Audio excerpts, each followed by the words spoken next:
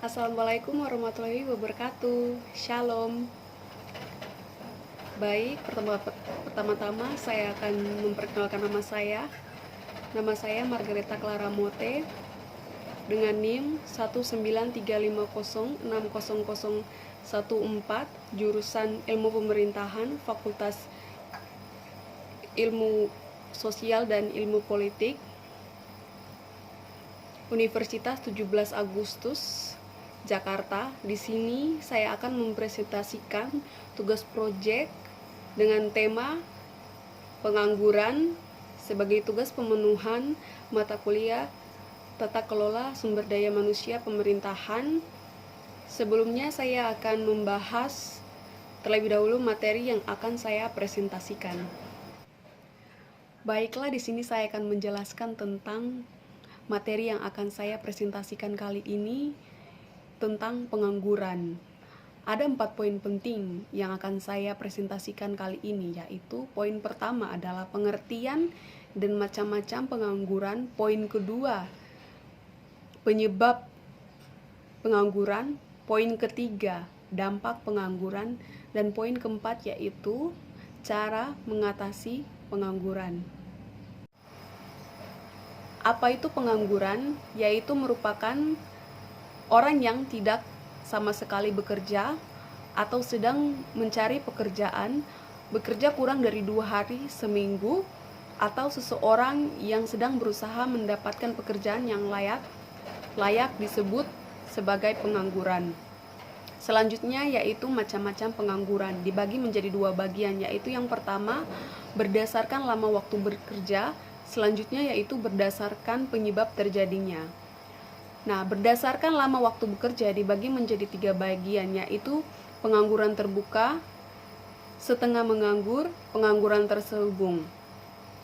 Nah, berdasarkan penyebab terjadinya dibagi menjadi 4, yaitu pengangguran struktural, yang kedua pengangguran konjungtural, yang ketiga pengangguran friksional, yang keempat pengangguran musiman. Untuk penjelasannya berdasarkan lama waktu bekerja, yang pertama yaitu pengangguran terbuka. Pengangguran yang tidak memiliki pekerjaan terjadi karena kurangnya kesempatan bekerja yang ada, tidak mau bekerja, atau adanya ketidakcocokan antara lowongan pekerjaan dengan latar belakang pendidikan. Yang kedua, setengah menganggur. Ada orang yang pekerjaannya kurang dari 35 jam per minggu. Yang ketiga, pengangguran terselubung terjadi ketika ada tenaga kerja yang tidak bekerja dengan maksimal, dalam arti sebenarnya tidak mampu melakukan pekerjaan tersebut, tetapi ia menyimpan keahliannya sendiri. Selanjutnya, penjelasan mengenai macam-macam pengangguran berdasarkan penyebab terjadinya. Yang pertama, pengangguran struktural. Pengangguran jenis ini terjadi ketika para tenaga kerja tidak dapat mengikuti keterampilan yang diminta karena adanya perubahan struktur ekonomi. Pengangguran konjungtural yang kedua, pengangguran yang terkenal dengan dampak perubahan dalam perekonomian.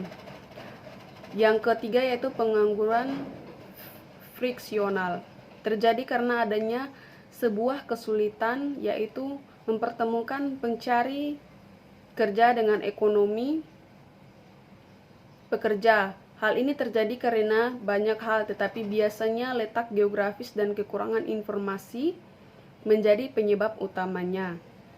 Yang terakhir yaitu pengangguran musiman. Pengangguran ini terjadi karena adanya perubahan musim, misalnya petani mereka bekerja hanya pada saat musim tanam dan musim panen, tetapi setelah itu mereka akan menganggur. Poin kedua, penyebab pengangguran. Yang sudah kita ketahui bersama, pengangguran merupakan masalah yang sangat besar di setiap negara-negara, terutama di negara berkembang. Adapun permasalahan yang kita hadapi pasti ada sebab dan akibat. Adapun sebab akibat yang kita bahas. Yang pertama, jumlah pencari kerja lebih besar dari lapangan kerja. Yang sama-sama kita ketahui bahwa lapangan kerja yang dihasilkan pemerintah ataupun swasta tidak bisa menampung banyak para pencari kerja yang ada sekarang dengan situasi perekonomian. Yang kedua, kompetensi pencari kerja tidak sesuai dengan pasar kerja. Nah, yang sudah kita ketahui bahwa Indonesia merupakan salah satu negara terpadat dengan populasi penduduk yang banyak.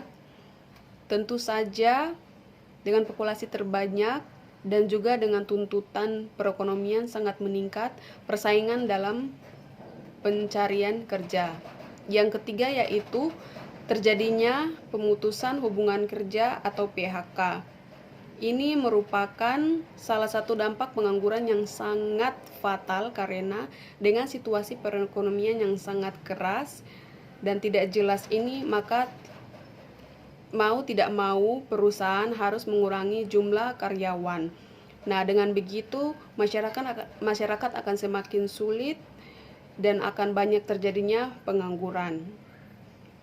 Yang keempat yaitu berbagai regulasi dan perilaku birokrasi yang kurang kondusif bagi pengembangan usaha. Nah, di sini perilaku birokrasi yang tidak kondusif untuk pengembangan akan menyebabkan permasalahan dalam usahanya.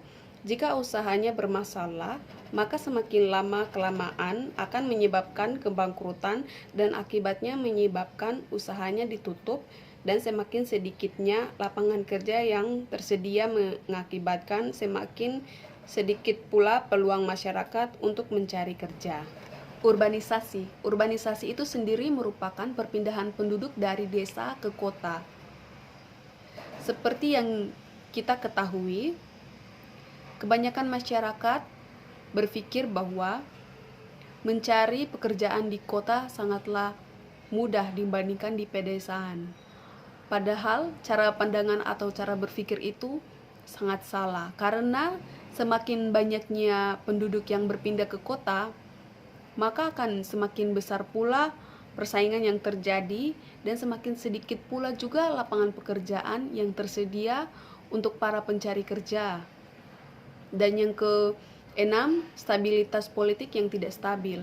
Nah, hal ini sangat menentukan perekonomian karena pemerintah yang memegang kekuasaan di suatu negara tentu yang akan mengatur berbagai perekonomiannya. Tentu jika pemerintahannya bermasalah, bagaimana bisa menstabilkan keadaan ekonomi? Jika keadaan ekonomi tidak stabil, perekonomian akan semakin menurun dan menyebabkan banyaknya tingkat pengangguran yang terjadi. Dan yang ketujuh yaitu perilaku proteksi negara maju dalam menerima ekspor dari negara berkembang. Next, selanjutnya yaitu poin ketiga, yaitu dampak pengangguran. Setelah kita mengetahui penyebab dari pengangguran, kita juga harus mengetahui ini dampak pengangguran itu sendiri kayak bagaimana. Dampak pengangguran diantaranya yaitu yang pertama, menurunkan aktivitas perekonomian. Di sini sudah jelas yaitu jika terjadi semakin banyaknya pengangguran, maka aktivitas perekonomian semakin menurun karena pendapatan masyarakat yang akan berkurang, dan dengan berkurangnya pendapatan masyarakat, maka daya beli pun akan menurun dan aktivitas perekonomian pun akan menurun. Yang kedua, menurunkan pertumbuhan ekonomi dan pendapatan per kapita. Ini hampir sama dengan penjelasan yang poin pertama. Semakin banyaknya pengangguran, maka aktivitas pertumbuhan ekonomi akan semakin menurun serta melambat. Yang ketiga, meningkatkan biaya sosial. Ini menjelaskan bahwa dengan pengangguran meningkat, sedangkan kebutuhan hidup terus berjalan, jadi mau tidak mau pemerintah harus turun tangan dalam menyeimbangkan perekonomian. Yang keempat, yaitu menurunkan tingkat keterampilan. Dengan banyaknya pengangguran pasti akan menimbulkan rasa tidak percaya diri untuk mencari pekerjaan yang semakin lama semakin sulit persaingannya. Yang kelima, menurunkan tingkat penerimaan negara. Poin terakhir yaitu poin keempat, yaitu cara mengatasi pengangguran. Dibagi menjadi 4 cara. Yang pertama, cara mengatasi pengangguran struktural dengan cara memindahkan para penganggur ke tempat yang lebih membutuhkan, membuka pendidikan dan pelatihan, mendirikan industri dan proyek-proyek padat karya, meningkatkan mobilitas atau perputaran modal dan tenaga kerja, menyadarkan masyarakat akan pentingnya teknologi modern.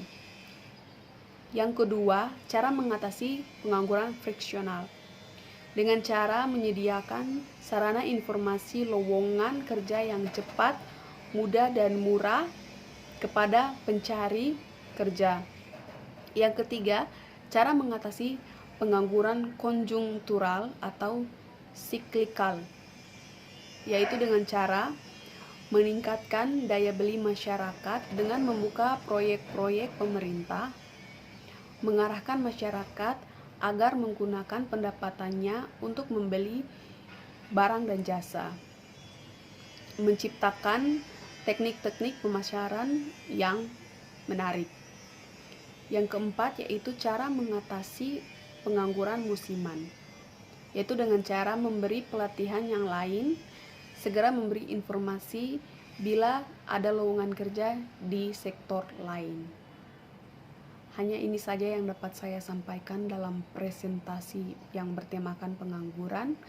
Bila ada kurang lebihnya mohon dikoreksi. Saya tutup. Sekian.